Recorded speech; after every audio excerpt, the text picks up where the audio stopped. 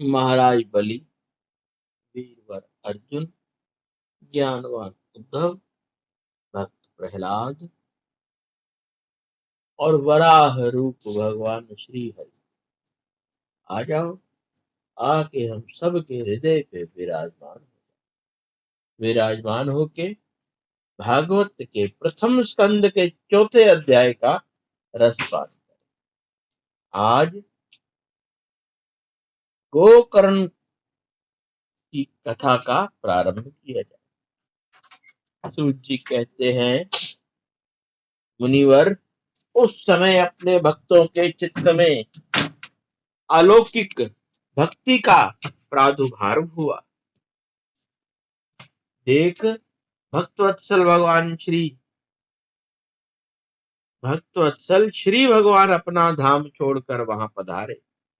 उनके गले में वनमाला शोभा पा रही। श्री अंग सजल जलधर के समान श्याम वर्ण था। उस पर मनोहर पीतांबर सुशोभित था। तटी प्रदेश करधनी की लड़ियों से सुसज्जित।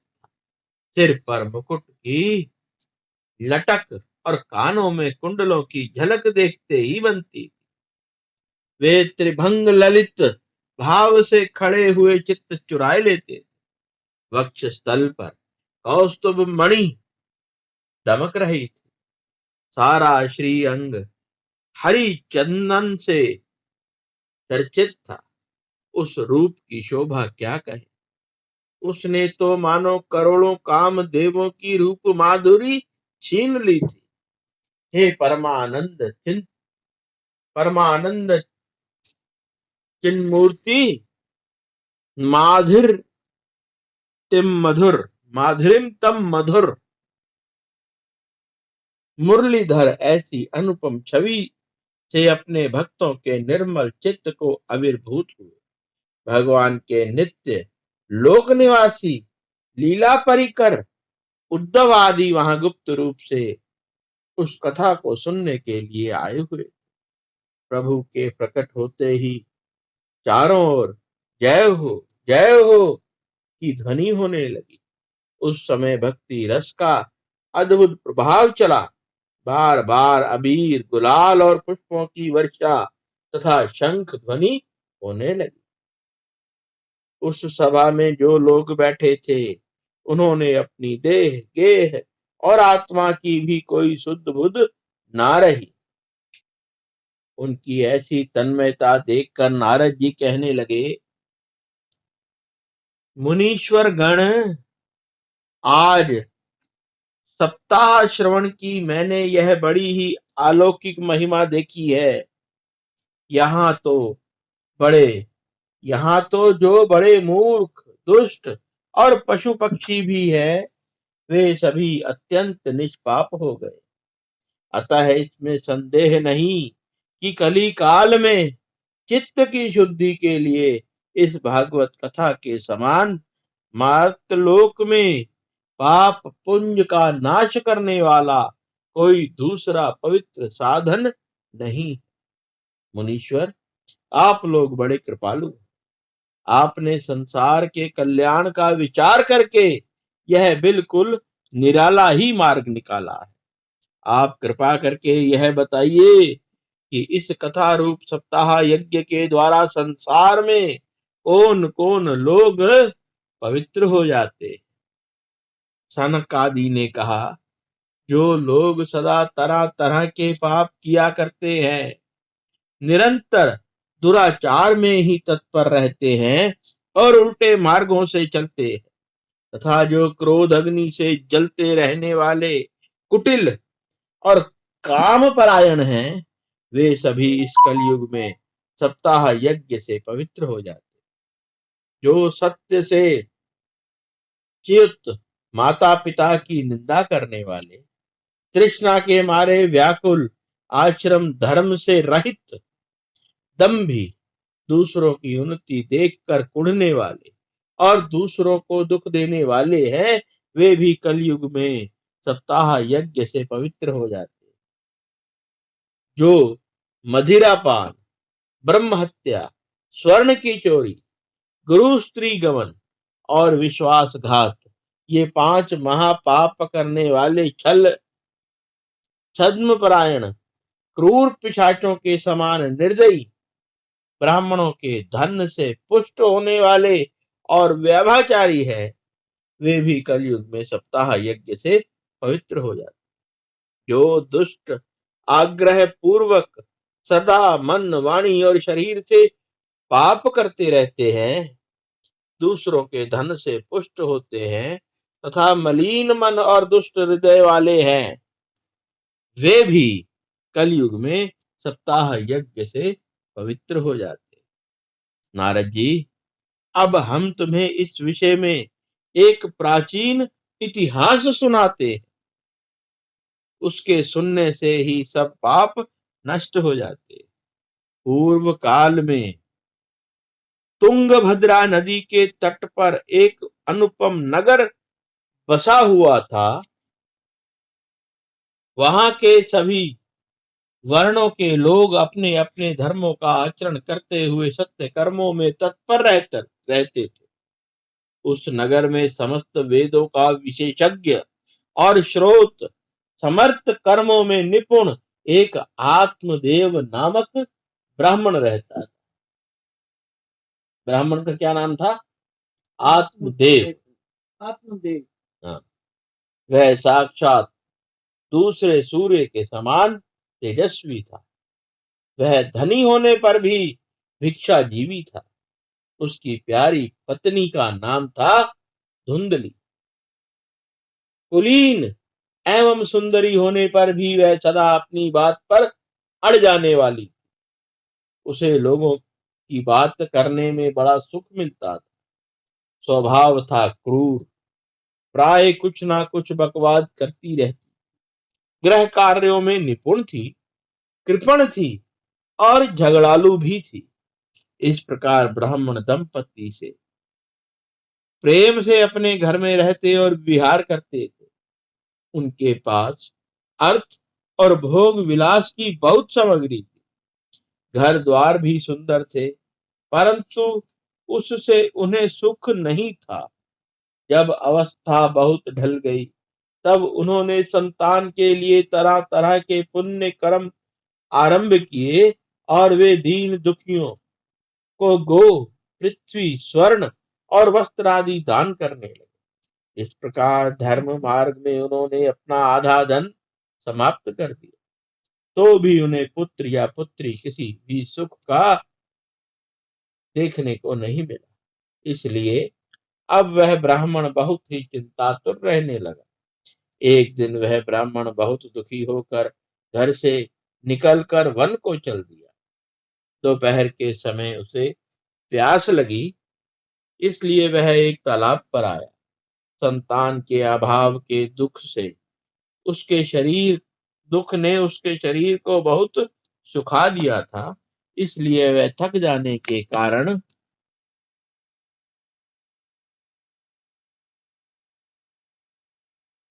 जल पीकर वहीं बैठ गया। 2 घड़ी बीत जाने पर वहां एक सन्यासी महात्मा आए। जब ब्राह्मण देवता ने देखा कि वे जल पी चुके हैं, तब वह उनके पास गया और चरणों में नमस्कार करने के बाद सामने खड़े होकर लंबी लंबी सांसें लेने लगा। सन्यासी ने पूछा, कहो ब्राह्मण देवता, रोते क्यों हो? तुम्हें ऐसी क्या भारी चिंता है? तुम जल्दी ही मुझे अपने दुख का कारण बताओ।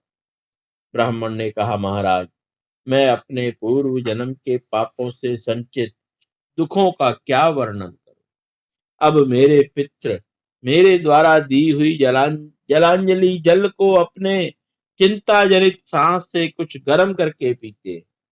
देवता और ब्राह्मण मेरा दिया हुआ प्रसन्न मन से स्वीकार नहीं करते। संतान के लिए मैं इतना दुखी हो गया हूं कि मुझे सब सूना ही सूना दिखाई देता। मैं प्राण त्यागने के लिए ही यहाँ आया हूँ। संतानहीन जीवन को धिक्कार है, संतानहीन ग्रह को भी धिक्कार है, संतानहीन धन को धिक्कार है और संतानहीन कुल को भी धिक्कार है। मैं जिस गाय को पालता हूँ वह भी सदा बांझ हो जाती है। जो पेड़ लगाता हूँ उस पर भी फल फूल नहीं लगते। मेरे घर में जो फल आता है वह भी जल्दी सड़ जाता है। जब मैं ऐसा अभागा पुत्रहीन हूँ तब फिर इस जीवन को ही रखकर मुझे क्या करना है। यो कहकर वह ब्राह्मण बड़े दुख से व्याकुल हो उन सन्यासी महात्मा के पास फूट फूट कर रोने लगे। तब उन यतिवर के हृदय में बड़ी करुणा उत्पन्न हुई। वे योग निष्ठ थे। उन्होंने उसके ललाट की रेखाएं देखकर सारा वृतांत जान लिया और फिर उसे विस्तार पूर्वक कहने लगे। सन्यासी ने कहा, ब्राह्मण देवता, इस प्रजा प्राप्ति का मोह त्याग दो। कर्म की गति बड़ी प्रबल है। विवेक का आश्रय लेकर संसार की वासना छोड़ दो। विप्रवर, सुनो, मैंने इस समय तुम्हारा प्रारब्ध देखकर निश्चय किया है। 7 जन्म तक तुम्हारे कोई किसी प्रकार की संतान नहीं हो सकती। पूर्व काल में राजा सगर एवं अंग को संतान के कारण दुख भोगना पड़ा था। ब्राह्मण, अब तुम कुटुंब की आशा छोड़ दो। संन्यास में ही सब प्रकार का सुख है। ब्राह्मण ने कहा, महात्मा जी, विवेक से मेरा क्या होगा। मुझे तो बलपूर्वक पुत्र दीजिए, नहीं तो मैं आपके सामने ही शोक मूर्छित होकर अपना प्राण त्याग दूं। जिसमें पुत्र स्त्री आदि का सुख नहीं है ऐसा संन्यास तो सर्वदा निरस ही है। लोक में सरस तो पौत्र आदि भरा गृहस्थाश्रम ही है। ब्राह्मण का ऐसा आग्रह देखकर तपोधन ने कहा, विधाता के लेख को मिटाने का हठ करने से राजा चित्रकेतु को बड़ा कष्ट उठाना पड़ा था। राजा चित्रकेतु कौन थे पता है?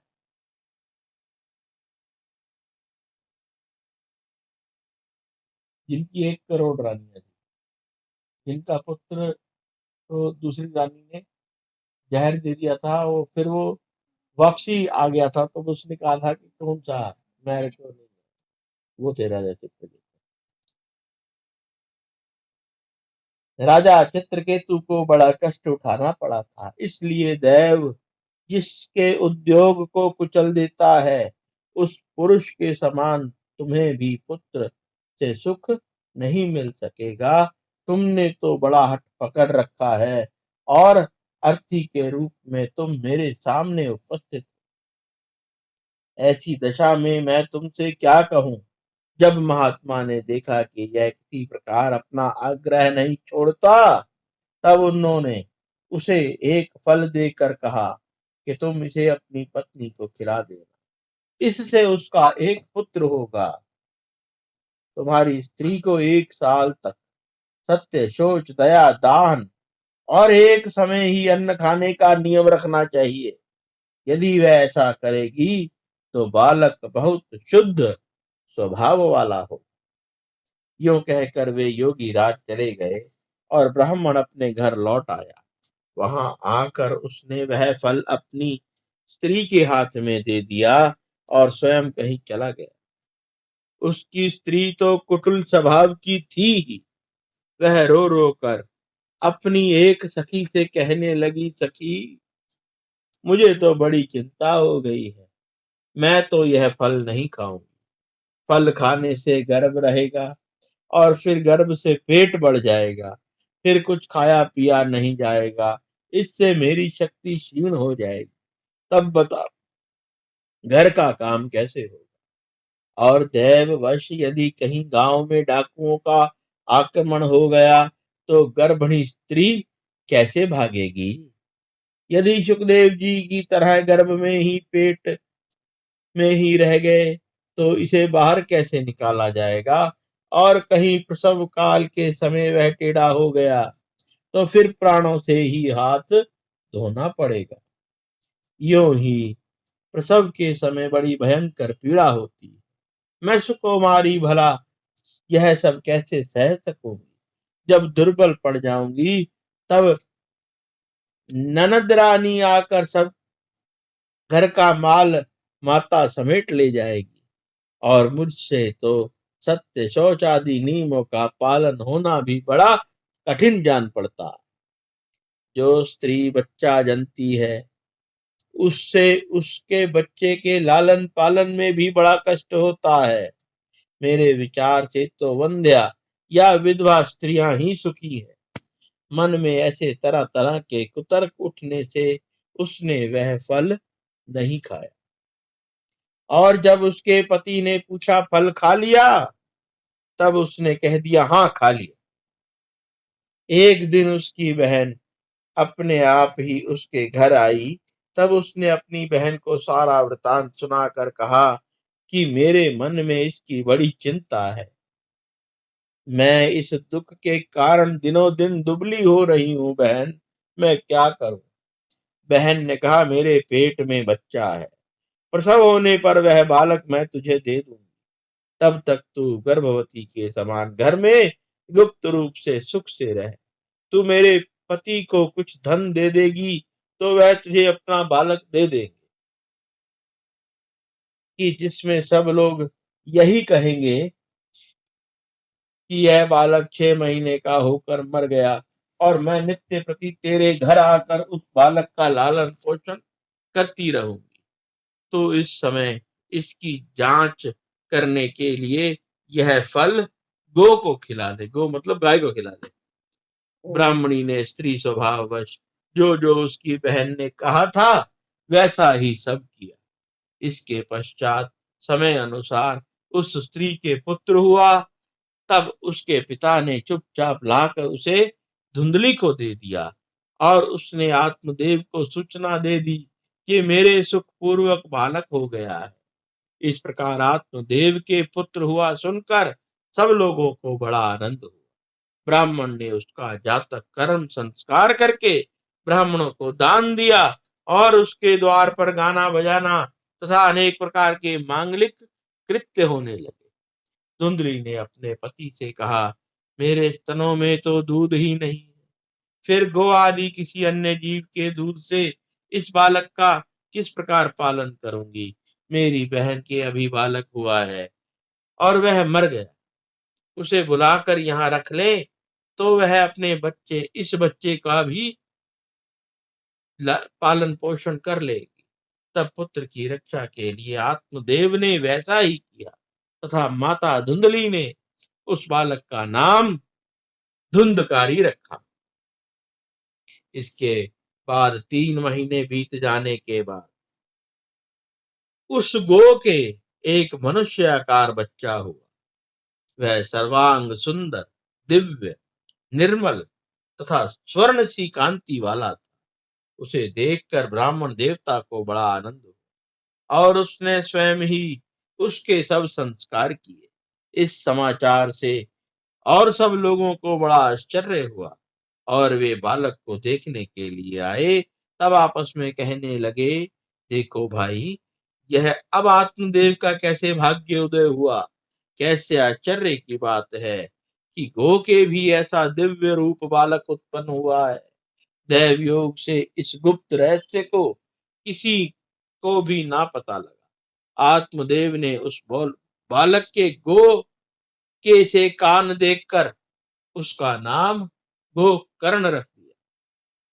कुछ समय बीत जाने पर दोनों बालक जवान हो गए। उनमें गोकर्ण तो बड़ा पंडित और ज्ञानी हुआ, किंतु धुंधकारी बड़ा ही दुष्ट निकला। स्नान शौच आदि ब्राह्मणोचित आचरणों का उसमें नाम भी ना था, और ना खान पान का ही कोई परहेज था। क्रोध उसमें बहुत बड़ा चढ़ा था, और वह बुरी बुरी वस्तुओं का संग्रह किया करता था। मुर्दे के हाथ से छुआ अन्न भी खा लेता था। दूसरों की चोरी करना, सब लोगों से द्वेष बढ़ाना उसका स्वभाव बन गया था। छिपे छिपे वह दूसरों के घरों में आग लगा देता था। दूसरों के बालक को खिलाने के लिए गोद में लेता और उन्हें झट कुएं में गिरा देता। हिंसा का उसे व्यसन सा हो गया था। हर समय वह अस्त्र शस्त्र धारण किए रहता था, और बेचारे अंधे और दीन दुखियों को व्यर्थ तंग करता। चांडालों से उसका विशेष प्रेम था। बस हाथ में फंदा लिए कुत्तों की टोली के साथ शिकार की टोह में घूमता रहता। वेश्याओं के जाल में फंसकर उसने अपने पिता की सारी संपत्ति नष्ट कर दी।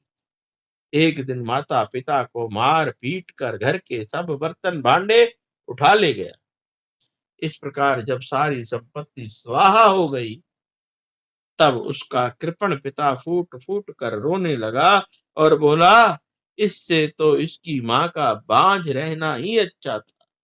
कुपुत्र तो बड़ा ही दुखदाई होता है। अब मैं कहाँ रहूं, कहाँ जाऊं? मेरे इस संकट को कौन काटे? मेरे ऊपर तो बड़ी विपत्ति आ गई। इस दुख के कारण अवश्य मुझे एक दिन प्राण छोड़ने पड़ेंगे। उसी समय परम ज्ञानी गोकर्ण जी वहां आए और उन्होंने पिताजी को वैराग्य का उपदेश करते हुए समझाया। बोले, पिताजी, यह संसार असार है। यह अत्यंत दुख रूप और मोह में डालने वाला है। पुत्र किसका, धन किसका? स्नेहवान पुरुष रात दिन दीपक के समान जलता रहता है। सुख ना तो इंद्र को है और ना ही चक्रवर्ती राजा को ही सुख है, तो केवल विरक्त एकांत जीवी मुनि को ही सुख है। यह मेरा पुत्र है, इस अज्ञान को छोड़ दीजिए। मोह से नरक की प्राप्ति होती है। यह शरीर तो नष्ट होगा ही, इसलिए सब कुछ छोड़कर वन में चले जाइए। गोकर्ण के वचन सुनकर आत्मदेव वन में जाने के लिए तैयार हो गया और उनसे कहने लगा, बेटा, वन में रहकर मुझे क्या करना चाहिए, यह मुझे विस्तार पूर्वक कहो। मैं बड़ा मूर्ख हूं। अब तक कर्मवश स्नेह पाश में बंधा हुआ अपंग की भांति इस घर रूप अंधेरे कुएं में ही पड़ा रहा हूं। तुम बड़े दयालु हो, इससे मेरा उद्धार करो। गोकर्ण ने कहा, पिताजी, यह शरीर मांस, हड्डी और रुद्र का पिंड है।